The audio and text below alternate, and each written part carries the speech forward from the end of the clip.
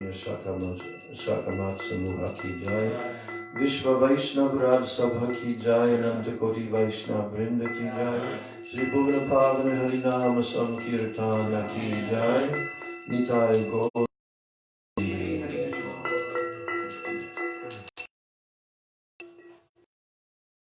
Sri Guru Charana Padma Kevala Bhagati Sarva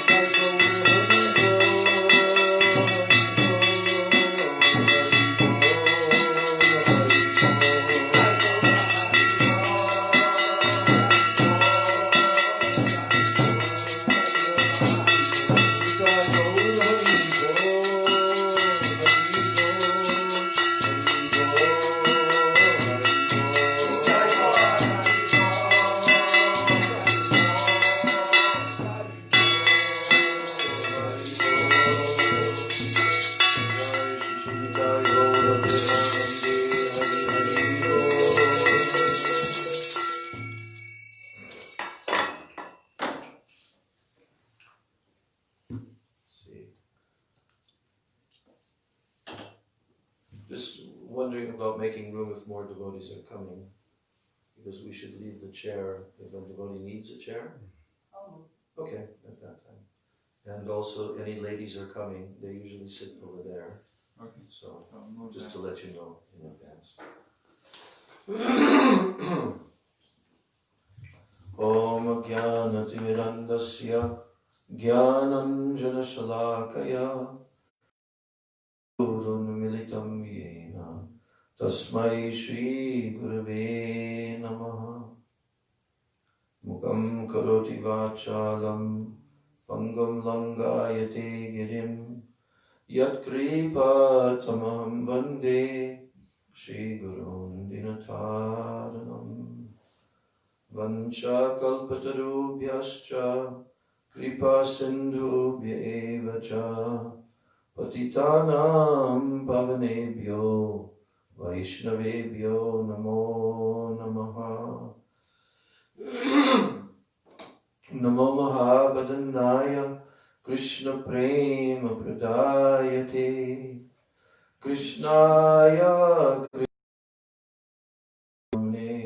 Gauratishe Namaha Nityanandam Namastubhyam Premananda Pradayane Kalo Kalamashanashaya Janava Pataye Namaha Bande Shri Krishna Chaitanya Nityanando Sahodito Gaudaye Pushpavanto Chitro Shamdo Tamonudo Panchatattvatmakam Krishnam Bhakta Rupa Swarupakam Bhaktavataram Bhaktakyam Namami Bhakta Shaktikam He Krishna Karuna Sindho Dinabandho Jagatpate Gopesha Gopika Kanta Radha Kanta Namostade Tapta Kanchana Gaurangi Radhe Vrindavaneshwari Rishabhanu Sute Devi Pranamami Hari Priye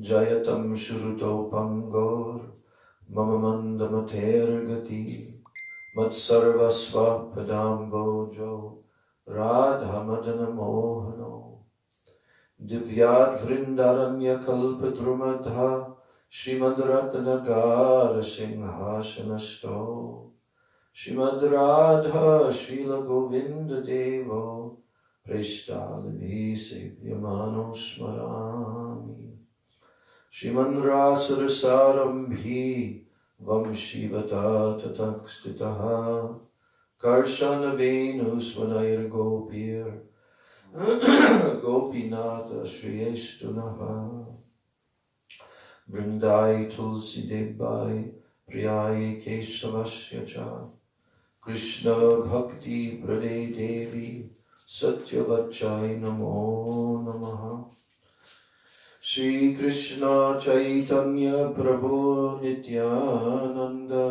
Shri Advaita Gadadhar Shivasadi Gaura Bhakta Vrinda Hare Krishna Krishna Krishna Hare Hare Hare Rama Rama Rama Hare Hare Hare Krishna Krishna Krishna Hare Hare Hare Rama Rama Rama Hare Hare.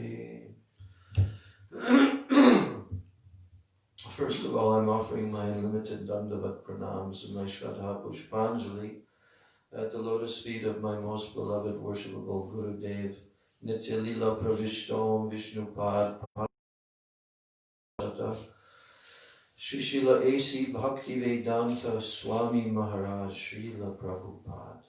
And then I'm offering my same unlimited Dandavat Pranams and my Shraddha Pushpanjali at the lotus feet of my most beloved worshipable Siksha Gurudevs Nitya Lila Pravishta Om Vishnupad Paramahansa Astatarashata Shri Srila Bhakti Rakshak Sridhar Goswami Maharaj and Nitya Lila Pravishta Om Vishnupad Paramahansa Ashtotarasata Sri Srila Bhakti Vedanta Narayan Goswami Maharaj. And I'm offering my Dandavat Pranams to all of my Sri Rupa Nuga Guru Varga, and my Dandavat Pranams to all the Vaishnavas.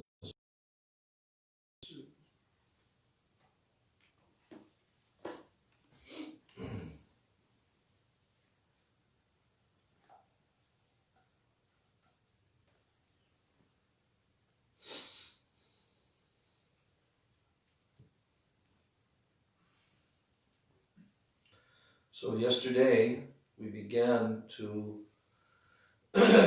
read and try to understand Srila Gurudev's extraordinary composition, his presentation of the introduction to the Venugit. The Venugit is from the 10th canto of Srimad Bhagavatam. It is the chapter in which the Braj Gopis, they are glorifying the flute song of Krishna. Venu means Krishna's flute. Gita means song.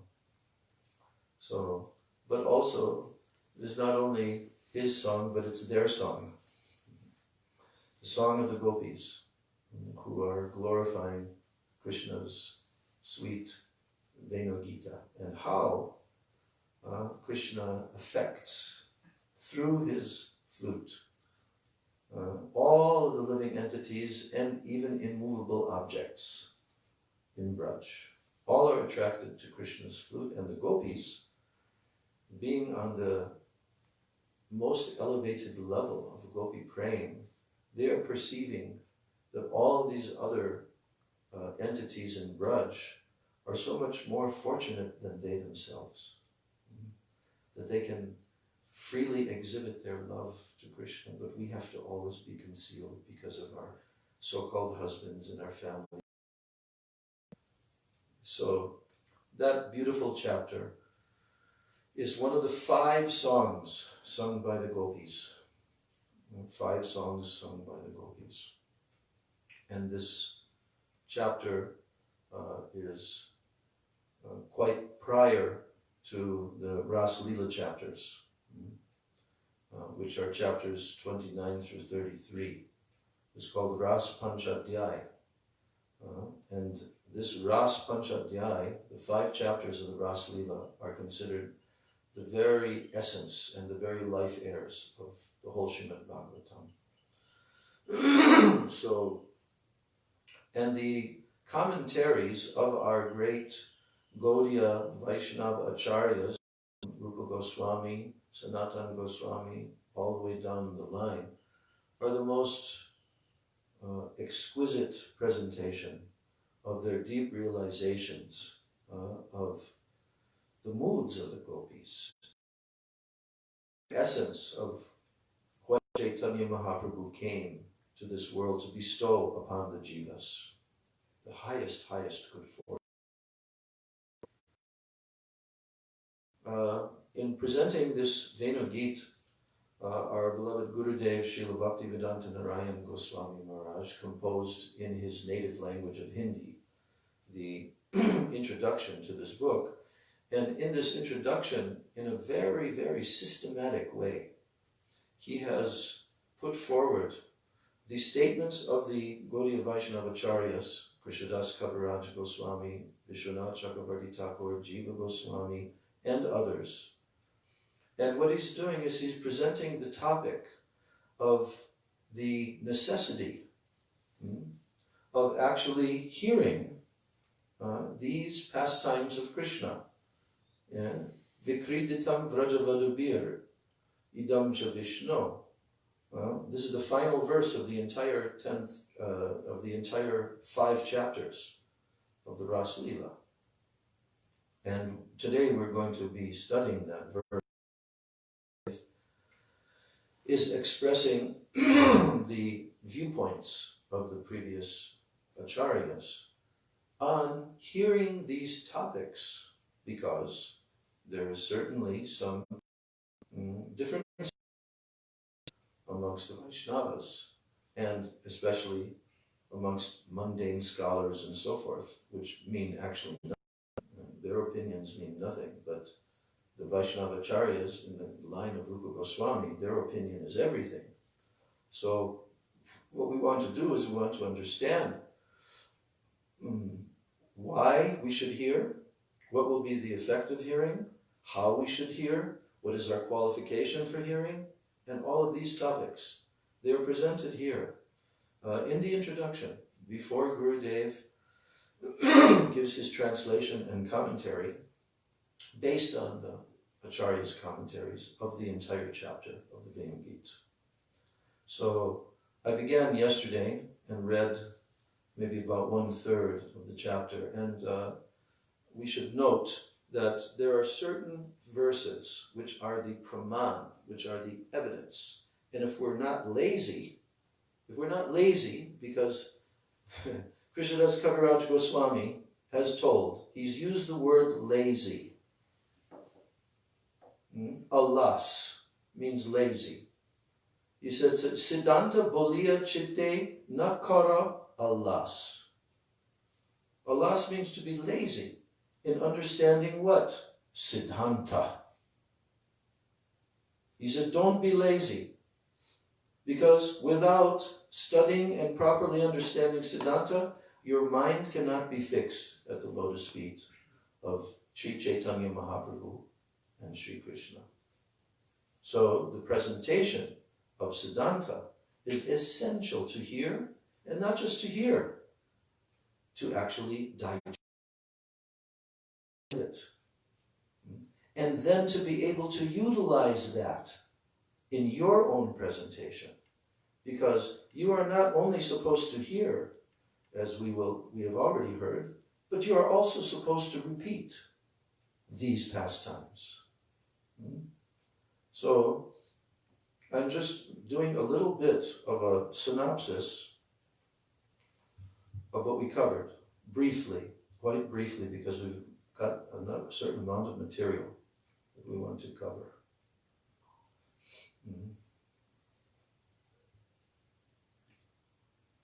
So now, I'm just going to cover a couple of verses so that you can remind yourself, those who were here yesterday, of what is the praman being presented by Gurudev.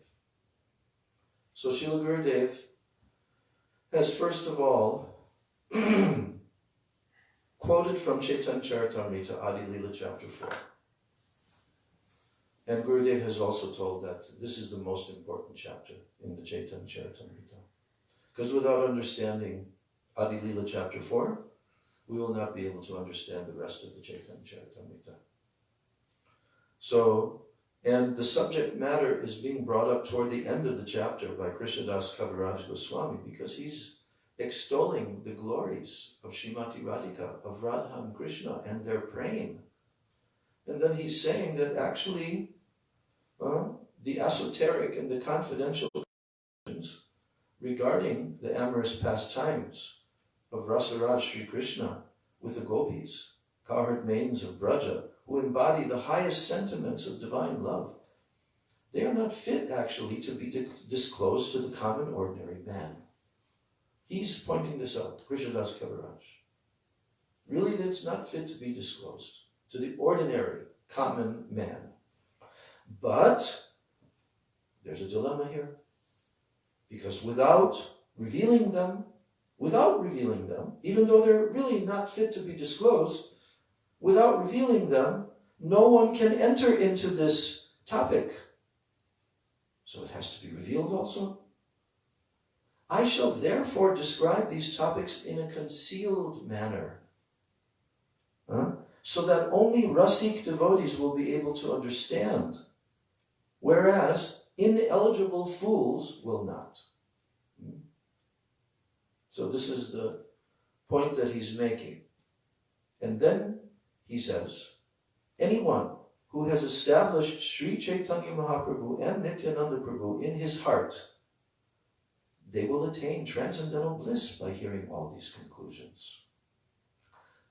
So there's one qualification there. Establishing Mahaprabhu and Nityananda Prabhu in your heart.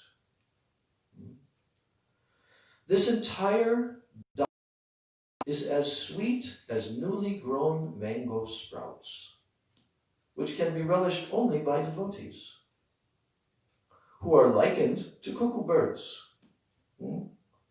Because the camel-like non-devotees, for them, there is no possibility of admittance into these topics. So here's two different classes. What are they? The camel-like non-devotees and the cuckoo bird-like devotees who only relish the newly sprouted mango sprouts. But the camel, they cannot relish that at all. They like thorns, you know. Yes. So, for those camel-like non-devotees, there is no possibility of admittance into these topics, and therefore there is a special jubilation in my heart. If those whom I fear are themselves unable to comprehend these topics, then what could be a greater source of happiness in all the three worlds? Therefore, after offering obeisances to the devotees, I am revealing this subject without any hesitation. Without any hesitation. Because he was hesitating in the beginning. And there was a fear, there was an apprehension in his heart that really, these are not meant to be disclosed. But without disclosing them, so I'm going to reveal these topics, but in a concealed way, so that only the Rasik devotees, they'll be able to understand, and the ineligible fools will not. And then he's comparing the devotees to the camel-like non-devotees who have no ability to enter into this topic. And since that is the case, that they have no ability, this gives my heart great happiness, because now I'm free to reveal all these things, which he did throughout the whole Chaitanya Charitamrita. You see? So Gurudev, these verses are the basis of our Gurudev's presentation throughout the world of his whole preaching mission, what Krishnadas Kaviraj Goswami spoke. And any follower or disciple of Srila Bhaktivedanta Narayan Goswami Maharaj must understand this. Otherwise you have no understanding of your own Gurudev's mission, because his mission was unique in the sense that he was apparently revealing things that should not really be spoken, etc., etc. Okay? But the followers of Srila Bhaktivedanta Narayan Maharaj should carefully understand this, and all future Vaishnavas. This was necessary, very necessary. And he did reveal it in a concealed way. Just like Krishnadas Kaviraj. Of course, Krishnadas Kaviraj Goswami went to the end limit practically. I mean, we just finished reading the Ramananda Samvad and like this. So many topics in Chaitanya Charitamrita. Very soon, we'll also be discussing the very high topics which were discussed between Swarup Damodar Goswami and Srivas Thakur in the middle of the Rath Yatra 9-day festival. When Lakshmi Devi comes out of the temple and there's like a battle, right? And then Mahaprabhu instigates a discussion between Swarup Damodar and Srivas Thakur, because Srivas Thakur is playing the role of being, the worshipper of Lakshmi Devi, Lakshmi Narayan. And Swarup Damodar is, of course, none other than Lalita Devi herself. And so Mahaprabhu wants there to be a discussion about, what kind of man, what kind of jealous anger I'm seeing in this queen, that she's coming out and actually physically attacking. What kind of man, jealous anger is this? You see? I've not seen this before, Mahaprabhu says. And then there's a whole discussion about the superiority of the gopis, the superiority of Krishna's pastimes with the gopis, and how the whole Vaikuntha and all of the great opulence of the Lakshmi Devi, the queen of the Vaikunthas, and all that grand opulence, it cannot equal even the opulence in one dust particle of Braj. All of that cannot equal the actual opulence. But it's all covered by sweetness. It is the Madhurya Dham. So that kind of discussion, Gurudev said, it's one of the top discussions in the whole Chaitanya Charitamrita. You see? So, all of these topics, they must be heard. There is a time and place. And there is an audience that must hear these. And if they don't hear these, what will happen? Gurudev also warned about that when he was on his preaching tours. That now, this Krishna consciousness movement has been in the West for a few decades. And there are devotees who have been trying to follow this process. And chanting and so forth. But there comes a critical point. If someone does not hear these pastimes, and they have not yet crossed beyond their anarthas, there is every possibility that they can slide backward again. If they have not heard these topics and developed an attraction for them. So there is an absolute necessity. It must be heard. And that's why Gurudev is writing this introduction. And then he's quoting another verse from the final verses of the Ras Leela chapter 33, in which there's a conversation where Parikshit Maharaj puts forward a few questions to Goswami. Because Parikshit Maharaj is noticing that in this assembly, in which the whole 5 chapters of Ras Leela have just been narrated, there were many different qualifications of the different sages who were there. Some were jnanis. Some were karma. Detect that some doubt has arisen in their minds. I thought that Krishna is Bhagavan, he's the Supreme Lord, and he's come to establish Dharma. It's like a Dharma, dancing in the middle of the night with others' wives and so forth. So he instigates Shukadeva Goswami to speak for them. And he has no doubt.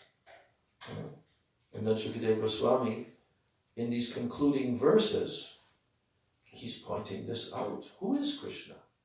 What is this rasa dance? Who are the gopis? What is their relationship? Is this some mundane display of ordinary persons who have bodies made of the 8 material elements and subtle bodies? No.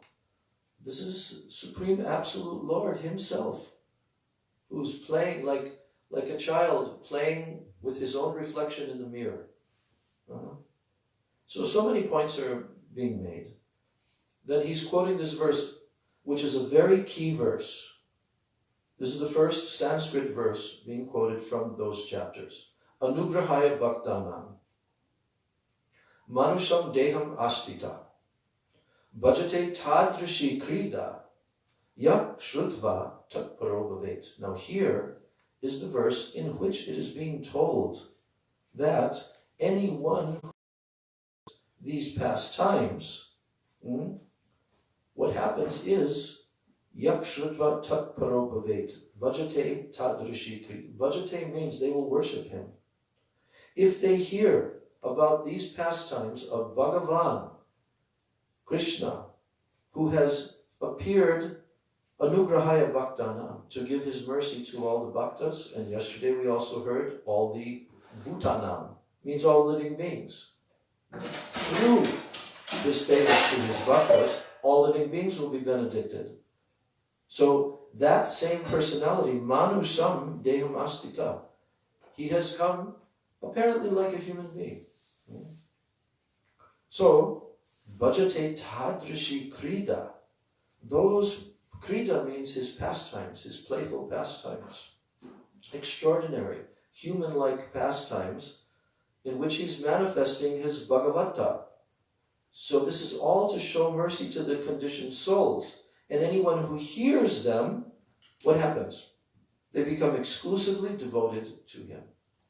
That's the effect. So, and then he points out the analysis of Krishnadas Kaviraj Goswami in the same 4th chapter, but in the beginning of the chapter, where he's quoted this verse. And then he's telling that the word bhavet, it means imperative. In other words, this must be done.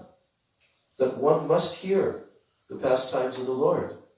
And through that hearing, he will become automatically devoted to the Lord. And then he says here, to not do so, to not hear, this will be a discrepancy. So this is not just a suggestion, this is an imperative order. It must be done. Shukadeva Goswami is telling. Yes. So then Gurudev is quoting Srila Jiva Goswami in a very extensive explanation of this verse. And also Srila Vishwanath Chakravarti Thakur and Sri Sridhar Swami, he gives some explanation. Now, there's another verse from the same section of that chapter in which there is a warning being given. Warning. And that is that Naitat Samacharej Jatu Manasapi Hiyanishwara Vinashyat Acharan Modyad Yata Rudro Abhijam Visham. So Rudra is being mentioned here, which is Lord Shiva. And Visham means poison. So here, Shukadeva Goswami is giving a warning that those who are not Ishwaras, the word is Anishwara, they're not Ishwaras. They're ordinary living beings. They're not all-powerful personalities who control the movements of the planets, okay? They're just ordinary persons. So those who are not the Supreme Lord, who are powerless and subjected to karma, they should never imitate the Lord's pastimes even within their minds. They should never do. Get pillows for them. Even within their minds. What happens if someone imitates even within their minds?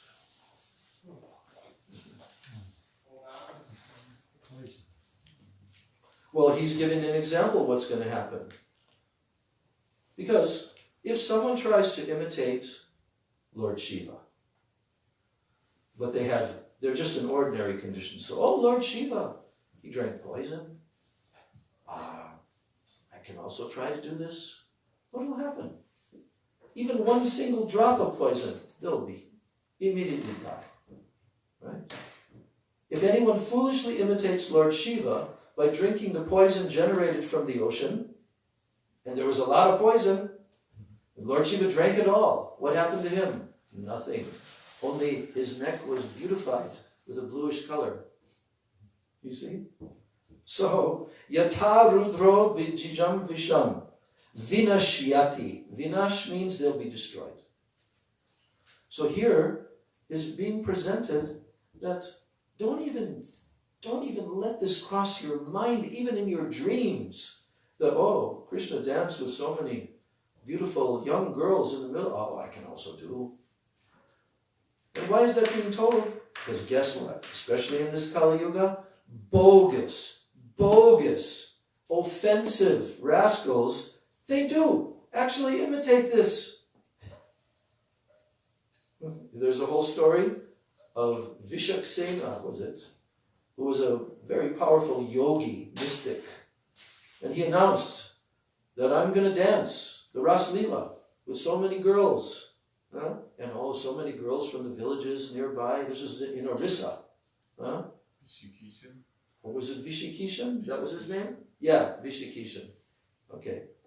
He was so powerful, he could bring fire from the top of his head. But he was not a Bhakta.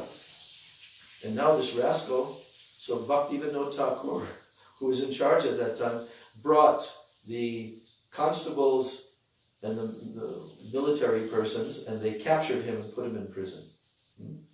And then, by his mystic power, he was trying to destroy the family of Bhaktivinoda Thakur. They were getting sick. So what Bhaktivinoda Thakur did? He started Bhagavatam, recitation, non-stop.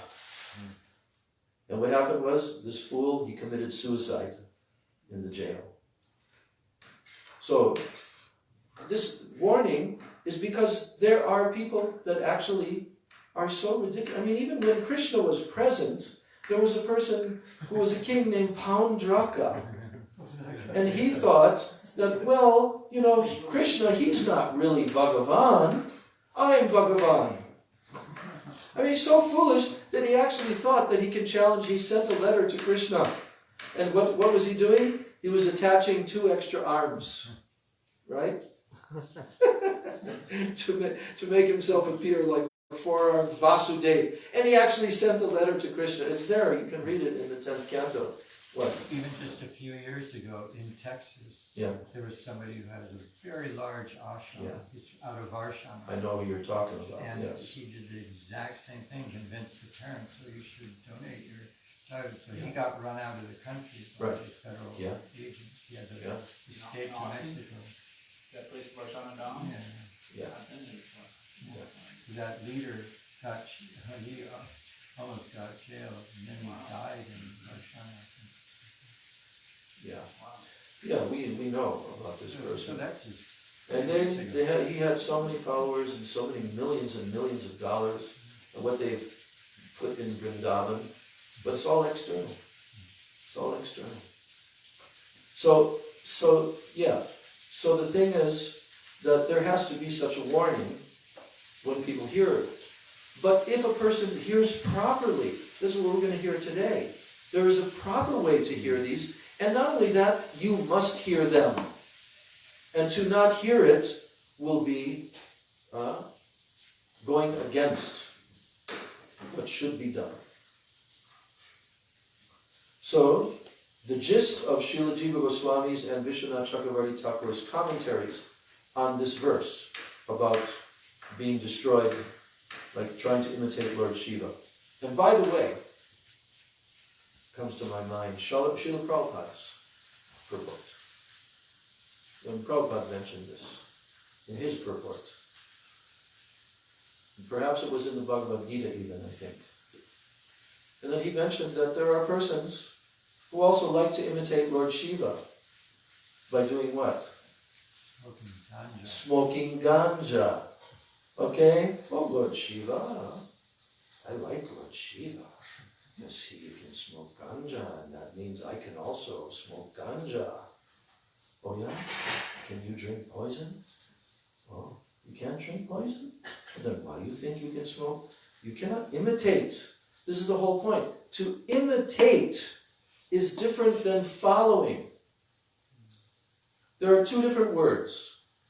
Anukarana, which means imitation, and anusarana means to actually follow.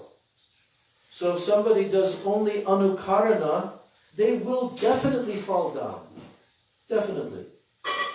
Everyone has to act according to their level. If someone of a very low level tries to imitate the activities of a highly realized pure Vaishnava, or what to speak of a universal, powerful personality like Lord Shiva, who's a partial incarnation of Bhagavan, then they'll be destroyed. Such arrogance. So, Prabhupada put that in his purport, so that everybody knows this is not acceptable. Okay. For the Vaishnavas, not acceptable. And if somebody does that, their spiritual life will be ruined. Ruined! You may be able to survive by coming into the proper line again. But by deviating in that way, spiritual life will be ruined. 4 regulative principles given to the Vaishnavas. This is not some speculation. These, absolutely. How many legs does the bull and the cow have? Do they have 3 legs? They have 4 legs. Do they need 4 legs? Or do they just only need 3 legs? No, they need the 4. They need the 4 legs. That's right. That's the way they've been created. So there are also 4 pillars. 4 pillars of both Dharma. The legs of the bull and the cow are considered the 4 pillars upon which Dharma stands. But there are also 4 pillars of sinful life. Read it in the first canto, before the whole Bhagavatam. So if wants to read the 10th canto, they're going to have to follow the first canto. So Prabhupada created a society like that in which everybody's following. But then it deviated. So much deviation. And also havoc. In the devotee spiritual lives. You don't want to follow, you're going to be destroyed. Sinful life. So, and then there's also this tendency of sinful persons who are not even following the basic human regulated principles. They want to go and stay at Radha Kunda and do their illicit sex at Radha Kunda and their smoking of ganja and so forth at Radha Kunda, the place that is the very body of Srimati Radhika. Such arrogance, such offensive mood. They will be destroyed. And we don't have to. We've got plenty of proof of that. Every single person who has tried to do that, their spiritual life is finished.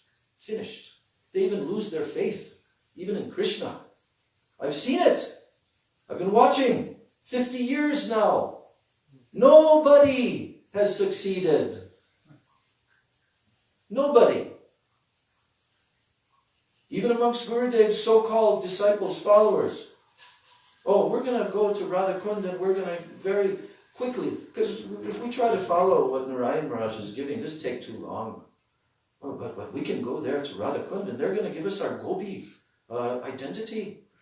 11 items of the spiritual body. They're going to give us our name. Then we're going to meditate upon them. That's all we're going to do. We're just going to meditate on them. They become lusty, commit offenses and sinful activities, and they fall down without fail. So that's why the warning is here by Shukadev Goswami. Don't think that you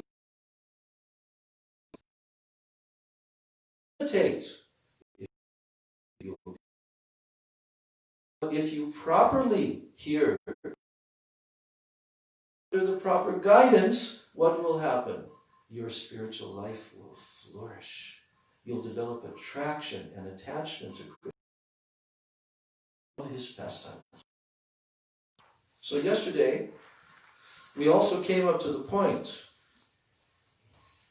where in our reading how Srila Vishwanath Chakravarti Thakur has compared the Krishna's powerful pastimes, varieties of pastimes, to favor his devotees. So, the living entities who have come in the human form of life, they hear these pastimes. What happens? They become exclusively devoted unto the Lord, purified, and devotion comes. In other words, they develop firm faith in hearing the narrations of the Lord's activities. What more shall I say? I'm reading Vishwanath Chakravarti Thakur, Gurudev's quoting him. He says, what more shall I say about the importance of hearing about Krishna's pastimes? And this Ras Leela being fully imbued with Madhurya Rasa, the mellow of amorous love, is eminently distinguished even from the Lord's other pastimes. It's in a whole other category. Krishna has 90 chapters of his pastimes in the 10th canto. But these 5 chapters are even eminently distinguished from other pastimes. It's called Maha Leela. Krishna's Maha Leela. There is no times of Krishna to compare, and nobody can ever exhibit such pastimes. Only Krishna. Rasaraj with Mahabhav, Swarupini, and all the Braja Gopis. The universe was astonished by Krishna.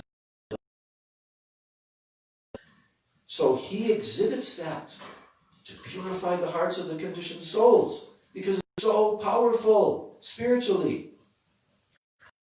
3 examples. Who can remember from yesterday? The 3 examples of that is in these pastimes.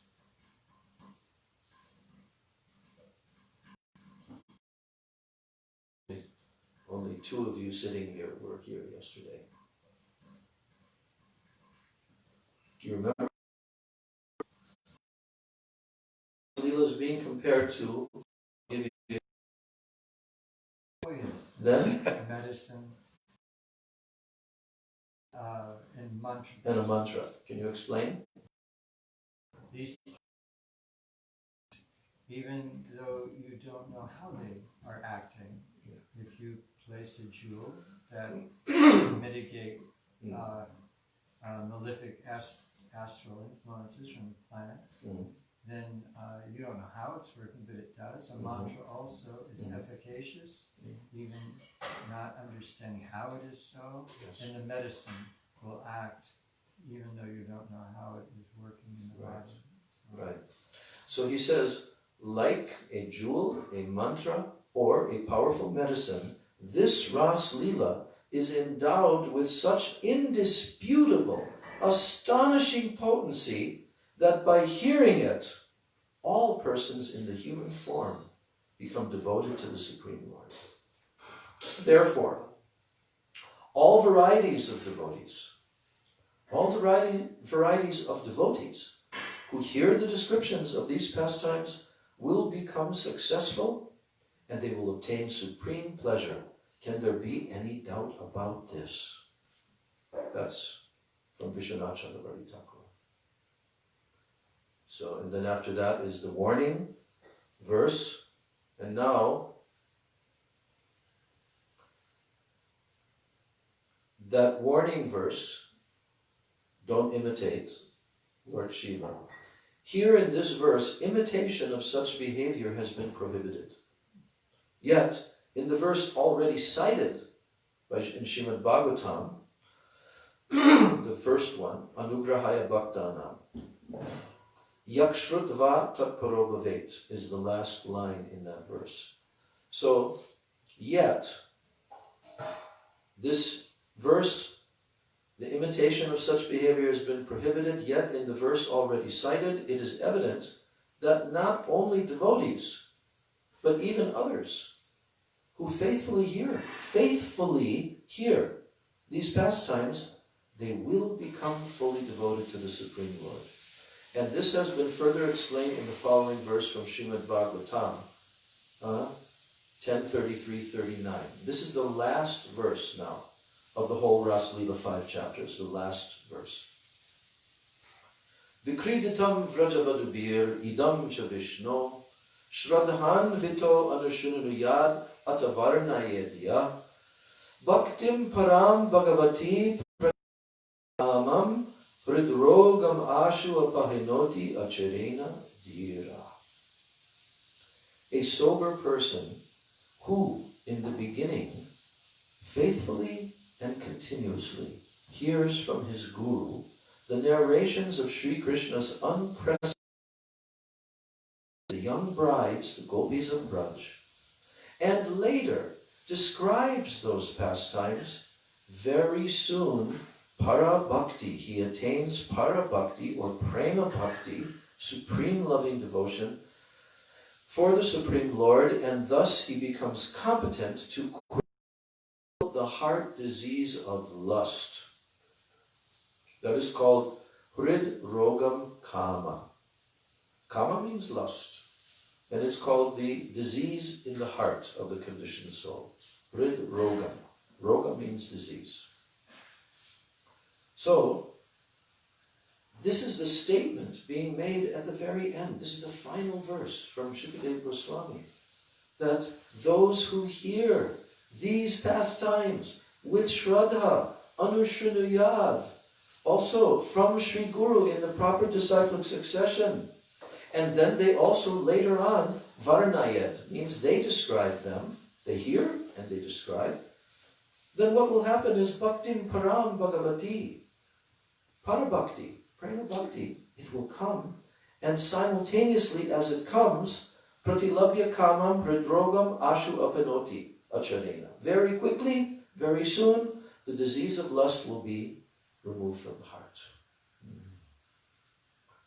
And this is why Srila Prabhupada even suggested to some of his very early disciples who complained to Prabhupada in a letter, I feel that I have so much lust. And Prabhupada said, then you should read these chapters of the Srila, because they're so powerfully purifying, if you read them with the right mood. So now, here Srila Jiva Goswami is commenting in Vaishnava Toshani, that's his commentary of the 10th canto. Having concluded of the Ras Lila, Gurudev Goswami became immersed in spirituality. In this verse, he describes the fruits of hearing and chanting the Ras Lila, and thus he benedicts all future listeners and reciters. Those who incessantly and faithfully hear Krishna's Ras Lila with the young brides of Braja and later repeat those pastimes quickly attain parabhakti toward Bhagavan Sri Krishna, and thus they relinquish the heart disease of lust. Now here, the word Shraddhanvita means to hear with firm faith. Shraddha, Anvita. Shraddha means firm faith. This word has been used to prevent the offense that results from mistrust or disregard of the statements of the Shastras. Because if you're hearing with faith, then there's no question of your mistrusting the authority or you're disregarding the statements of the Shastras. Therefore, Shukadeva Goswami is using the word Shraddhanvita, with faith. That is necessary. So that negative temperament of mistrust or disregard is in complete opposition to the principle of hearing with faith. It has also been used to promote constant hearing, anushanuyat. By its use, the importance of hearing has been pointed out. Now, the words Ata Varnayed indicate that after continuously hearing the Ras Lila, along with other special pastimes, then one will personally describe those pastimes. By indirect implication that after hearing and reciting, one will also remember those pastimes and take great delight in them. In other words, hearing, chanting, remembering, experiencing delight, and so on are all implied by the words Shraddhanvita Anushanuyad and Atavarnayedya, to hear repeatedly with faith and then describe. So, parabhakti, supreme devotion, it means bhakti which follows in the wake of the gopis of Braja. That's what parabhakti means in this verse. Bhaktim param, parabhakti, supreme devotion. What does that actually mean? It means bhakti which follows in the wake of the gopis of Braj. So therefore, the bhakti referred to here is prem bhakti of the highest category. The word pratilabhya means obtained. Together with the word parabhakti means possessing the distinctive characteristics of prem. So the words pratilabhya and parabhakti indicates that first, parabhakti is obtained within the heart. First, not second. First, parabhakti is obtained within the heart, displaying all its unending varieties at every moment. Parabhakti, in the heart. And thereafter, one quickly gives up the heart disease of lust. This is a very significant point. Gurudev is continuing to explain this in the coming paragraphs here. Gurudev is explaining this point now. That first comes the bhakti and then the heart disease goes. And it actually happens simultaneously.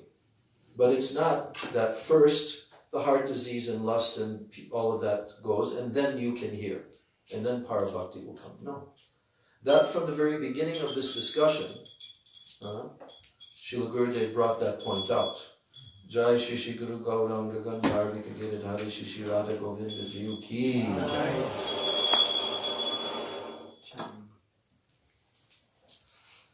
So, now, the difference between kam, which means material lust, as a disease of the heart, and kama, same word, which is called spiritual love. So the difference between kam, the material lust, as a disease of the heart, and kama, spiritual love, in relation to the Supreme Lord, is made clear. These two are quite distinct from each other. The word kam here indirectly implies that all diseases of the heart will quickly be dispelled by spiritual love. That's why the word kam has been used here. Hridrogam and kam. Pratilabhya, kam. So what the point is, that actually the word kam being used here is referring to the transcendental kam of the Braja Gopis towards Krishna. Here, the word kam indirectly implies that all diseases of the heart will quickly be dispelled by pure kam, spiritual love. So now, in the Bhagavad Gita, chapter 18, verse 54, it is said, one who is situated in the transcendental position, beyond the contamination of the three modes of nature, who is fully satisfied in the self, who neither laments nor hankers for anything, and who looks impartially upon all living beings, he attains parabhakti unto me.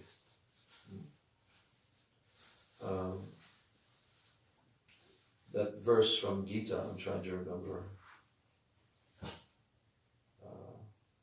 Let me just look it up.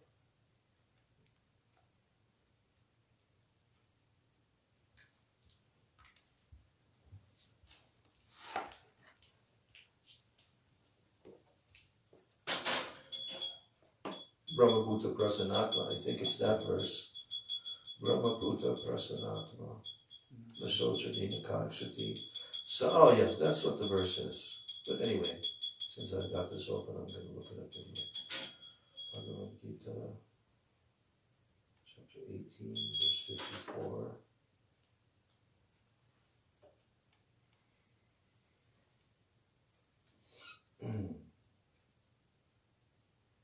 Yes. So Brahmabhuta Prasanatma. Now Gurudev is referring to this verse of the Bhagavad Gita. Brahmabhuta Prasanatma na shochati na kankshati samak sarveshu bhuteshu mad bhaktim labate param.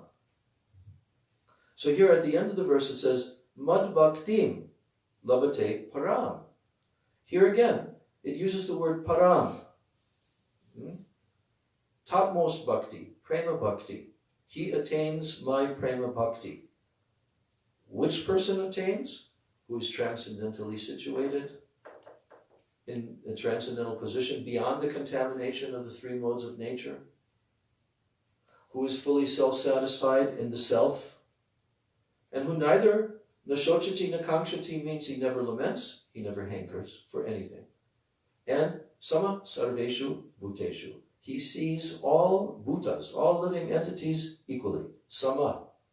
Sama sarveshu bhuteshu. Then, mad bhaktim labate param. He attains parabhakti unto me.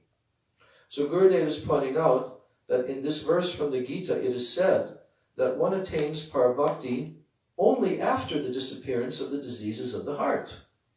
Now here's a very important point to consider.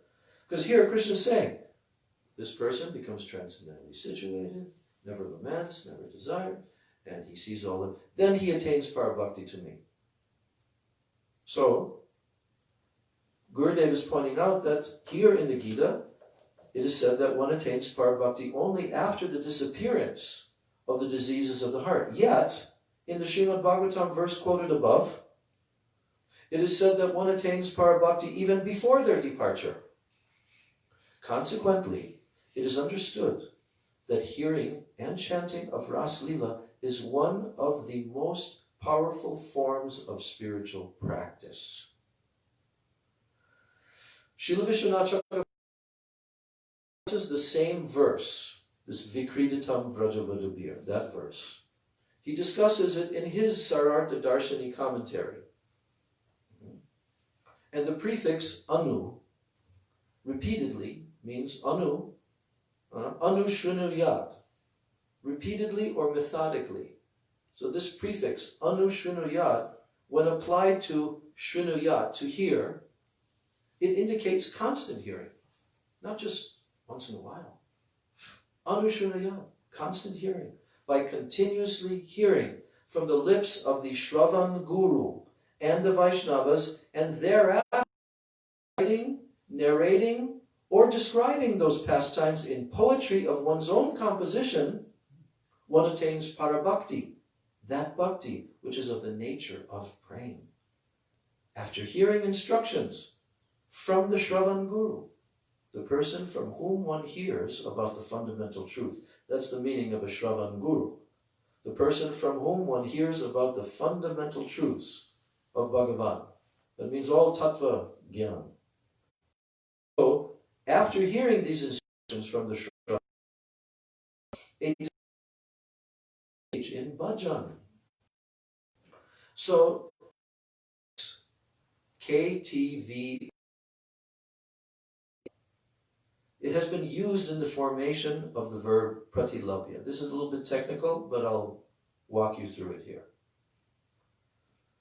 So the word pratilabhya kama hridrogam ashu upahano. Pratilabhya is in the verse. And pratilabhya means obtained, to obtain. So now,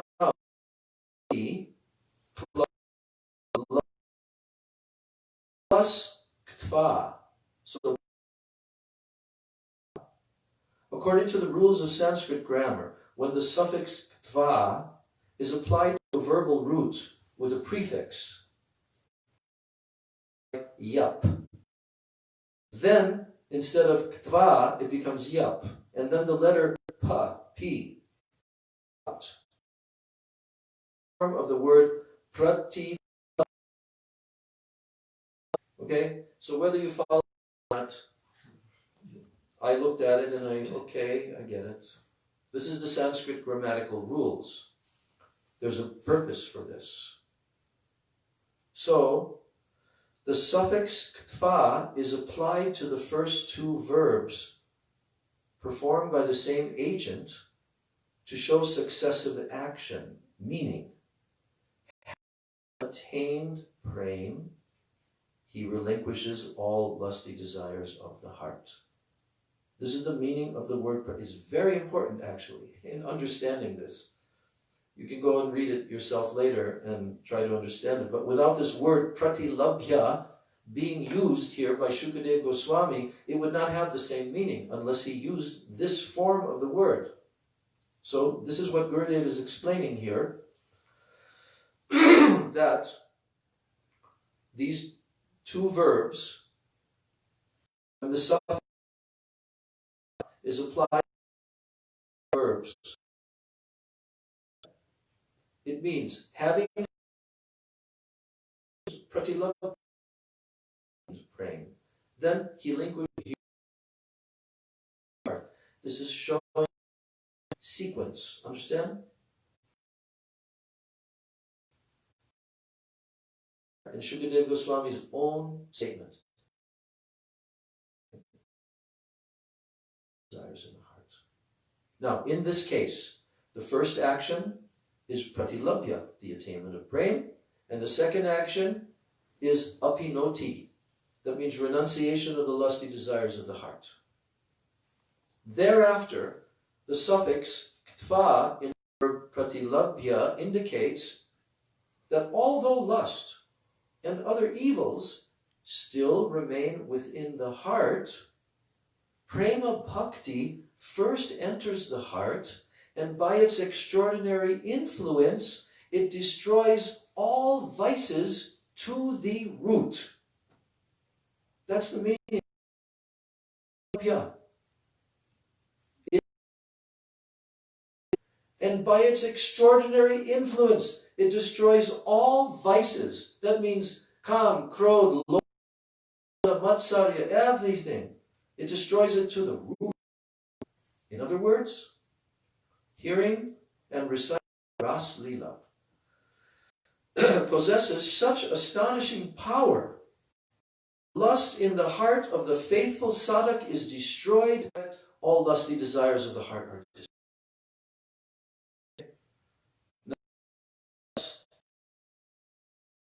And chanting the narrations of the Lord's pastimes as a lotus feet, and thereafter one's heart is liberated from the lusty desires and all other contamination. Thus, one becomes perfectly pure, because prema is not feeble, like the processes of jnana and yoga. Here it's saying the process of jnana, the pursuit of knowledge which leads to impersonal liberation, and yoga. They're feeble. They're weak. Bhakti is all-powerful and supremely independent. So the words hrid, roga, kama indicate the difference between lusty desires of the heart and kam in relation to the Supreme Lord. Kam, which is in relationship to the Supreme Lord, is of the very nature of the nectar of prema. Kam. That kam in relation to Krishna is of the very nature of this nectar. Whereas the lusty desires of the heart are exactly the opposite. Therefore, these two attitudes are distinct from each other. This is substantiated by the use of the words hrid, roga, kama. Now, at the end of the verse, acharena dhira. The last word in the whole verse says dhira. What is dhira? We've heard it so many times. We've spoken it so many times. Sober, dhira.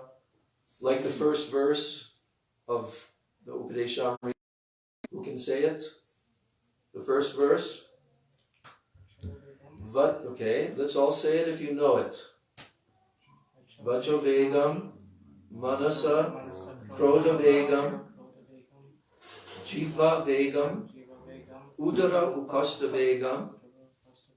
Then, etan, vegan, yo, vishaheta, dhira. There's the word dhira. Then, sarvam, apimam, Prithidim sa shishyat. Okay. Try to commit this to memory. Not just that verse, the whole Upadeshamrita. It's only 11 verses.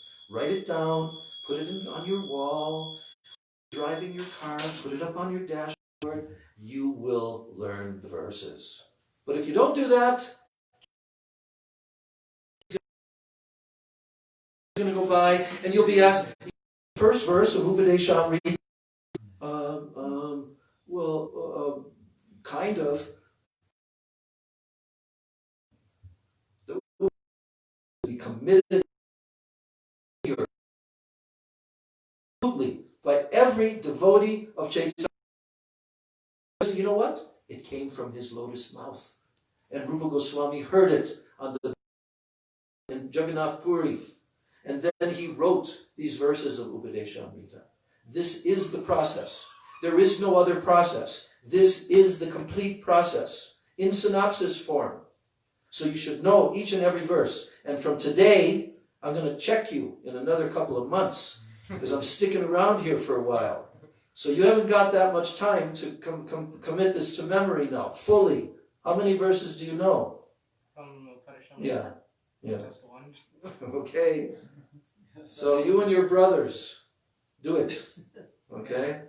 I told the other day that this slogan of one shoe company is not actually their slogan. Remember that in one class? Yeah.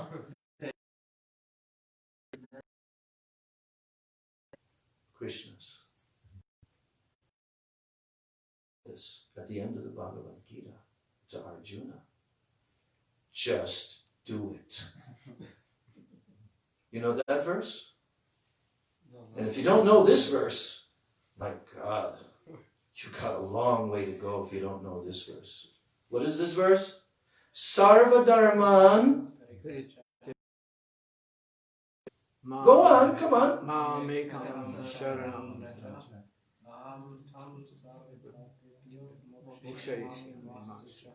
Okay. You three who live in the same house, you're going to write down all these verses and you're going to put it on your wall. Okay? Okay, now you have to do it. And there Krishna is telling to Arjuna, just abandon all other dharmas. Prityajya means give it up. Give up all the others. And then do what? Surrender to me only. This is the ultimate slogan that they have stolen from Bhagavan Sri Krishna to advertise their shoes. Okay? No. This is Krishna's words. Just do it. He's telling every conditioned soul, just surrender to me. It's very imperative. It's not like, well, if you kind of feel like it and you get around to it, then someday you should surrender to me. No. There's no time. There's no wastage of time. So at least commit this to memory and the 11 verses of Upadeshamrita. Now, the word dhira, which is in this verse, it means pundit, or it means one who is learned in the scriptures. One who refuses to accept the claim of this verse, who refuses to accept the claim of this verse, and he thinks, well, as long as the disease of lust remains in the heart, prema cannot be obtained. You understand this point? That if a person doesn't believe what Shukadev Goswami said in the verse of the Ras Leela that we've been discussing, that first praying will come and then the heart disease, and he thinks, well, as long as the disease of lust remains in the heart, praying cannot be obtained. That person is said to possess an atheistic temperament. One who is free from such a foolish, nihilistic mentality is known as a pundit or a sober person who does not have such mentality. That's the meaning of dhira. So consequently, only those who have faith, firm faith in the Shastra, they are known as dhira. And those who have no faith in the statements of the Shastras, they're atheists and offenders to the holy name. And such persons can never attain prema. Consequently, in the hearts of the sadhaks, who firmly believe in the statements of the Shastra, faith arises by hearing Ras Leela and other narrations. Only in the hearts of such faithful devotees, again, only in the hearts of such faithful devotees does prema manifest its influence as a result of hearing the narrations of Krishna's activities. Therefore, lust and all evils present within the hearts of the devotees are destroyed to the root. Srila Vishwanath Chakravarti Thakur's commentary on the Srimad Bhagavatam, 10th canto, 47th chapter, 59th verse, is also relevant to this discussion. There it is stated that bhakti is the only cause of superior qualities that are found in any individual. If anyone has any superior qualities, really, truly superior qualities, it's only because bhakti. It's the cause. Austerities, learning, knowledge, and so on, they are not the cause of superior qualities. Although bhakti is itself of the highest excellence, it does not appear only in the most exceptional individuals endowed with all good qualities. No. Although bhakti is itself of the highest, it does not appear only in the most exceptional individuals endowed with all good qualities. On the contrary, it may manifest, or it may remain even in the most condemned and vile persons. That's pretty, what do you call it? Radical statement, huh? On the contrary, bhakti may manifest even in the most condemned and vile persons. Furthermore, it causes thoroughly wretched and fallen persons to attain all good qualities. That is the effect of bhakti. It causes all of these good qualities, even if the bhakti comes in the heart of a wretched person.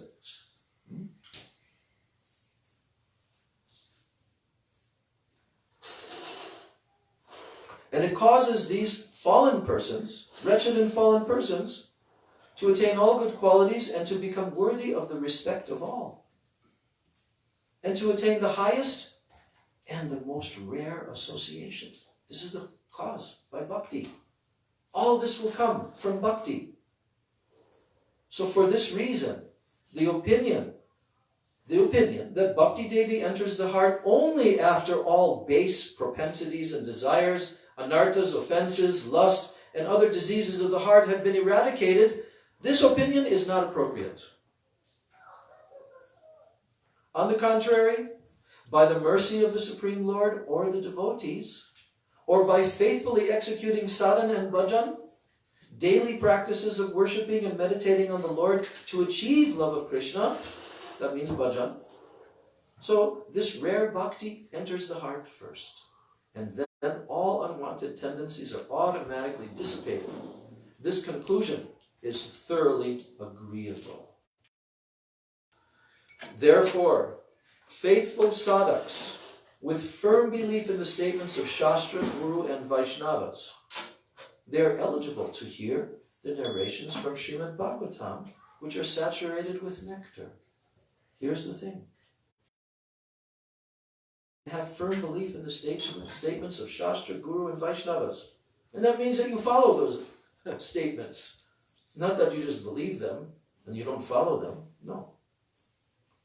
And those who believe that only sadhaks who are completely free from all anarthas are eligible to hear the above-mentioned pastimes, they will neither become free from anarthas nor obtain eligibility to hear, even after millions of births.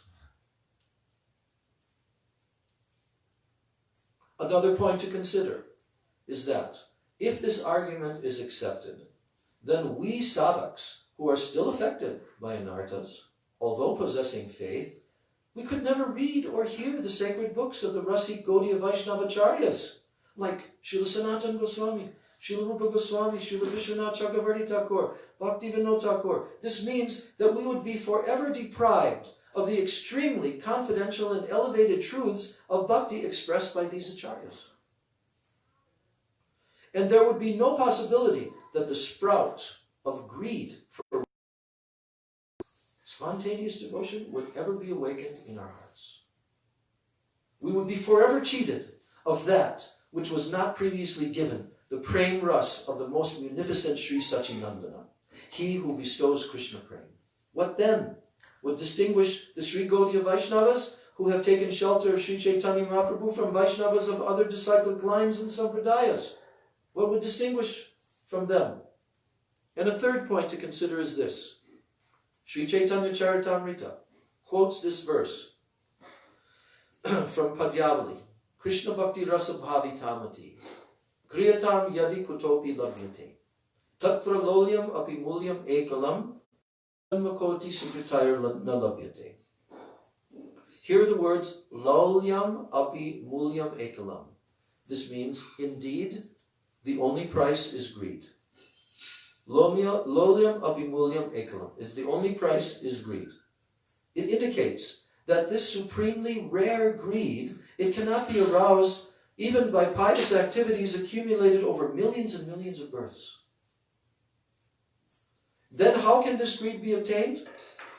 The words Krishna Bhakti Rasa Bhavita Mati indicate one whose intelligence or perception has been awakened toward Krishna Bhakti Rasa,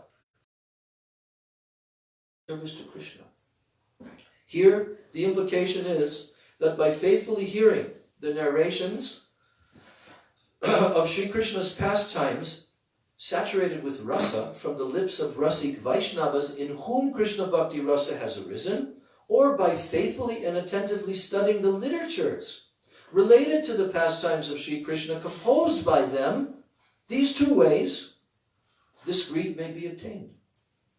And besides this, there is no other means. Some persons maintain that at present, no sadhak exists who is completely free from anarthas, and that therefore no one is eligible, nor in the future will anyone be eligible. This argument is completely illogical. Freedom from lust and all other anarthas in and of itself is not the qualification for entrance into Raganuga Bhakti.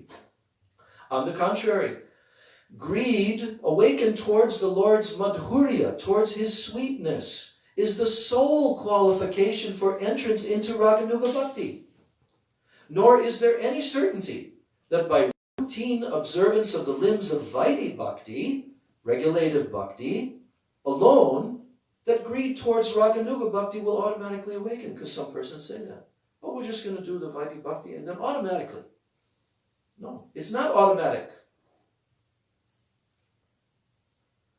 So, there is no evidence of this anywhere. Therefore, our highest obligation is to follow the purport of the commentaries of the previous acharyas to the above-mentioned verses of Srimad Bhagavatam. Now, Gurudev ends his introduction by saying, it is by the inspiration of his divine grace, Srila Guru Pada Padma Nitya Lila Pravishta Om Vishnu Pad Ashtatarashata, Sri Srimad Bhakti Pragyan Keshav Goswami Maharaj, and the repeated solicitation of many bumblebee-like devotees that I am presenting Sri Venu Gita to the readers, along with a purport to the commentaries of Srila Chakravarti Thakur and Srila Jiva Goswami, named Sarartha Darshani and Sri Vaishnav Toshani, respectively. By reading this subject with full faith, the greed to enter into Raganuga Bhakti will certainly sprout in the hearts of the faithful devotees. This itself is the very purpose of humanity. Having expounded upon every point, I end the discussion here, praying for a drop of and the Vaishnavas, Tridandi Bhikshu, Sri Bhakti Vedanta Narayan. Gaur Prema. Srila Gurudev ki, Sri Panchadhyay ki jai, Sri Shukadev Goswami Pada ki jai, Parikshit Maharaj ki jai, Sri Sachinandana Gaura Hari ki jai, Sri Chaitanya Charitamritam ki jai, Grantara Srimad Bhagavatam ki jai, Samaveta Bhakta Vrinda ki jai, Nitai Gaur Premanandi, Vansha Kalpatadukascha, Kripa Sindhu Bhyedacha, Am Bhavanebhyo, Vaishnavebhyo.